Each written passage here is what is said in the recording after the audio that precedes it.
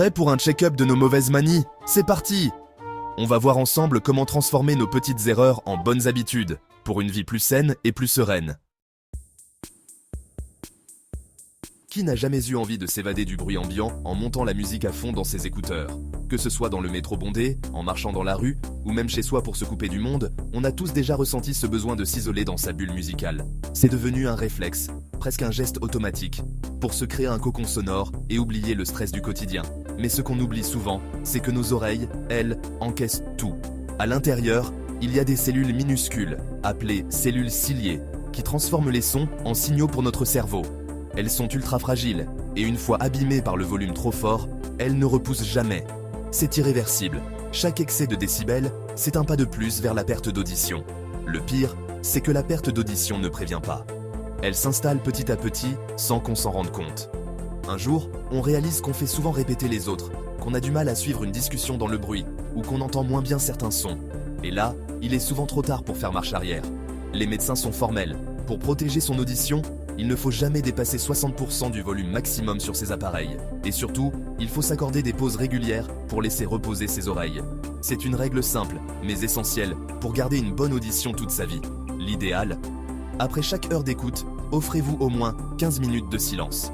Profitez-en pour écouter les bruits de la nature, le chant des oiseaux, ou simplement le calme autour de vous. Vos oreilles vous remercieront et vous redécouvrirez des sons que vous aviez oubliés. Pensez à vos oreilles du futur, baissez le son, faites des pauses et prenez soin de votre audition. Ce sont des gestes simples, mais qui feront toute la différence dans quelques années.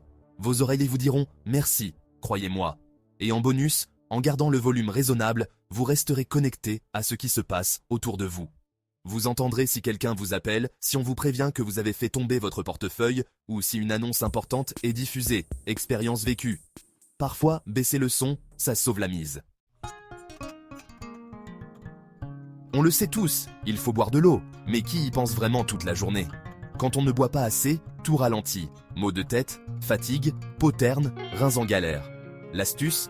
Avoir toujours une gourde sous les yeux. Fixez-vous des repères, un verre au réveil, un avant chaque repas. Il existe même des applis pour ça, si besoin. Hydratez-vous, votre corps vous remerciera de la tête aux pieds.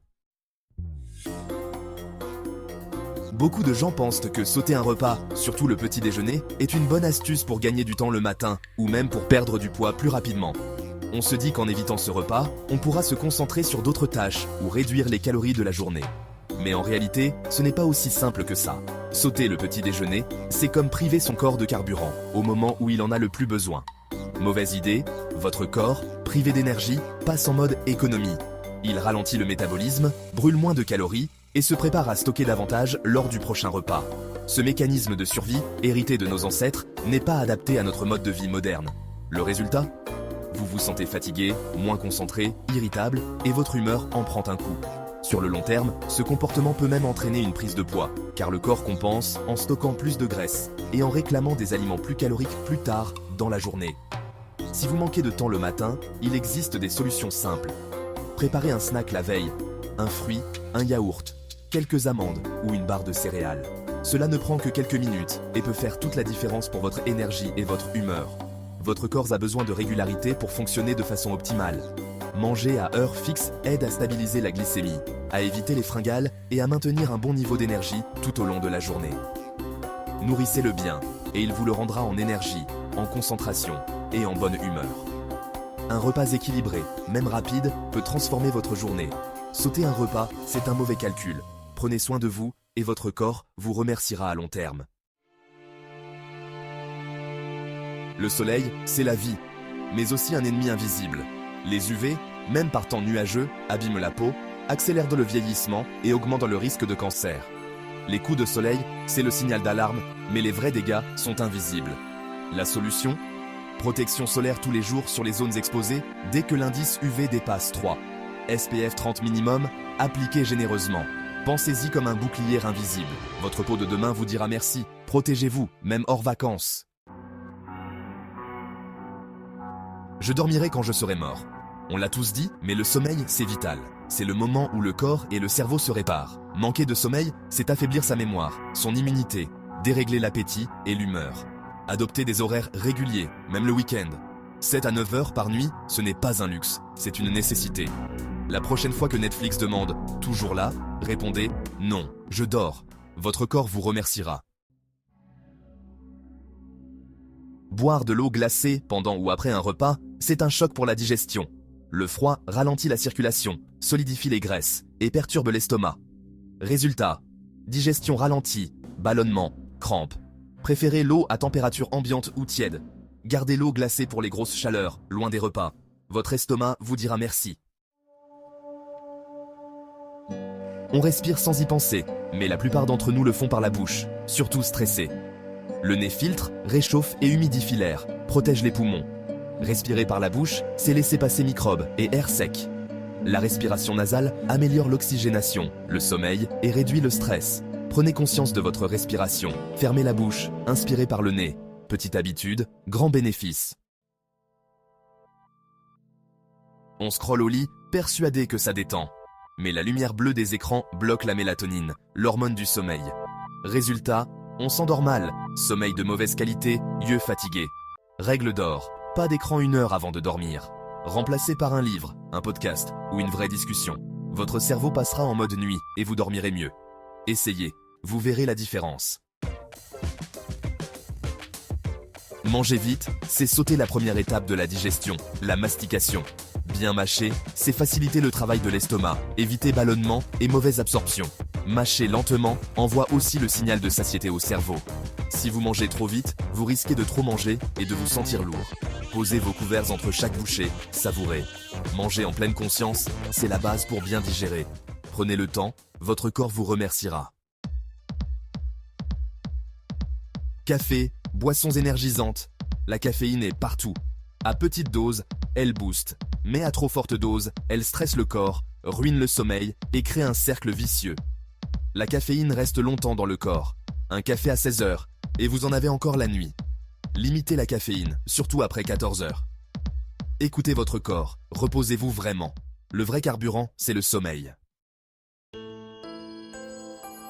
Le coton-tige, faux ami de l'hygiène. Il tasse le cérumen au fond, risque de bouchon, voire de perforation du tympan. Le cérumen protège l'oreille, il s'évacue naturellement. Nettoyez juste l'extérieur avec une serviette. Si souci, consultez un médecin. Mais jetez les cotons-tiges. Vos oreilles vous remercieront. Tonsiabam. Couper ses ongles trop courts, ou dans les coins, c'est ouvrir la porte aux infections et ongles incarnés. L'ongle protège le bout du doigt, ne l'enlevez pas complètement. Pour les mains, arrondi léger sans aller dans les coins. Pour les pieds, coupe droite, angle limé. Laissez toujours un petit bord blanc. C'est moins net, mais bien plus sûr. Vos doigts et orteils vous diront merci. On passe nos journées assis, et c'est un vrai poison pour le corps. Muscles inactifs, circulation ralentie, risque de maladie et douleurs de dos. La solution ? Bougez au moins 5 minutes toutes les heures. Marchez, étirez-vous, prenez les escaliers, essayez d'atteindre 8000 à 10 000 pas par jour. Chaque mouvement compte. Votre corps n'est pas fait pour rester immobile.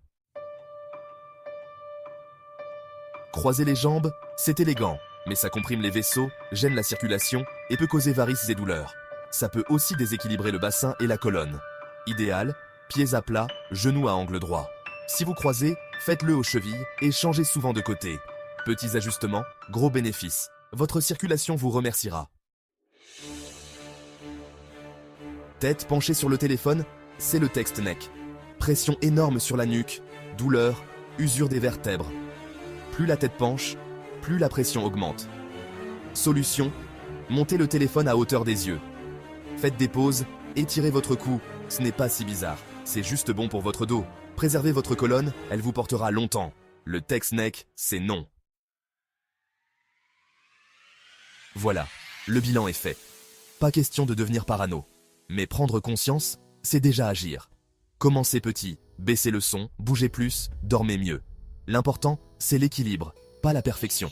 On fera encore des erreurs, c'est normal. Si cette vidéo vous fait changer une habitude, mission accomplie.